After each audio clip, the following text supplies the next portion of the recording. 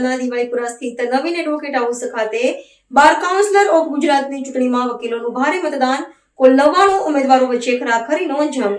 વડોદરા શહેરના દિવાળીપુરા વિસ્તારમાં આવેલા નવીન એડવોકેટ હાઉસ ખાતે બાર કાઉન્સિલર ઓફ ગુજરાતની મહત્વપૂર્ણ ચૂંટણી માટે આજે સવારથી જ મતદાન પ્રક્રિયાનો પ્રારંભ થયો હતો।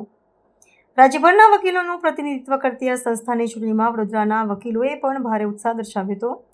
દિવાળીપુરા કોર્ટ સંકુલમાં આવેલા આધુનિક એડવોકેટ હાઉસ ખાતે મોટી સંખ્યામાં ધારાશાસ્ત્રીઓ પોતાના મતાધિકારનો ઉપયોગ કરવા ઉમટી પડ્યા હતા, જેના કારણે સમગ્ર પરિસરમાં ચૂંટણીનો માહોલ જામ્યો હતો।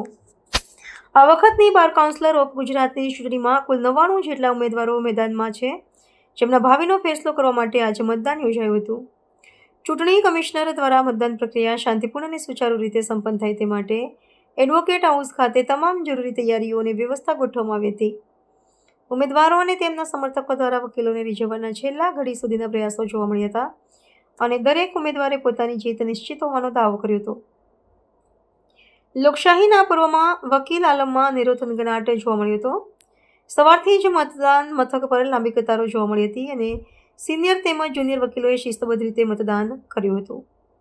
આ ચૂંટણીના પરિણામો રાજ્યના વકીલ આલમના પ્રશ્નો અને ભવિષ્યની રૂપરેખા નક્કી કરવામાં મહત્વપૂર્ણ ભૂમિકા ભજવશે। મતદાન પૂર્ણ થયા બાદ હવે સૌની નજર પરિણામ પર મંડાયેલી છે। આજ રોજ બાર કાઉન્સિલ ગુજરાતની 2026ની ચૂંટણી છે, જે ચૂંટણી 8 વર્ષ પછી યોજવામાં આવી છે અને તે પણ સુપ્રીમ કોર્ટના જજમેન્ટ મુજબ યોજવામાં આવી છે। તો મારા તમામ વકીલોને એક નમ્ર અરજ છે કે 8 વર્ષ બાદ આ ચૂંટણી આવી છે અને 5 વર્ષની આ ચૂંટણી ટર્મ છે, તો જરૂરથી વોટ કરવા તમે તેમજ તમારા મિત્ર વર્તુળને લઈને આવો અને મારો ક્રમાંક નંબર 26 છે, તો 26 નંબરને પ્રેફરન્શિયલ વોટ 1 આપીને જીતાડજો।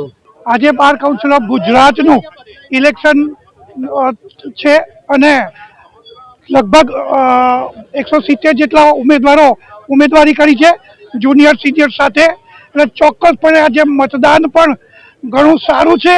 એક પર્વ છે કે આજે તમામ આખા ગુજરાતના વકીલશ્રીઓ, ગુજરાતના ટોટલ 272 બાર છે, એ 272 બારના વકીલશ્રીઓ આજે વોટિંગ કરશે અને મતદાન કરીને જે પણ ઉમેદવારો જીતશે તે ઉમેદવારો ચોક્કસપણે વકીલશ્રીઓના કામ કરશે, વકીલશ્રીઓ માટે હાજર રહેશે। તેથી આજનું પર્વ અમારા માટે એક ઐતિહાસિક છે। બાર કાઉન્સિલ ઓફ ગુજરાતની નવી બોડી આ ચૂંટાઈને બનવા જઈ રહી છે, તેથી ચોક્કસપણે આજની અમે ઇલેક્શન એ ઉજવણી રૂપે માનીએ છીએ।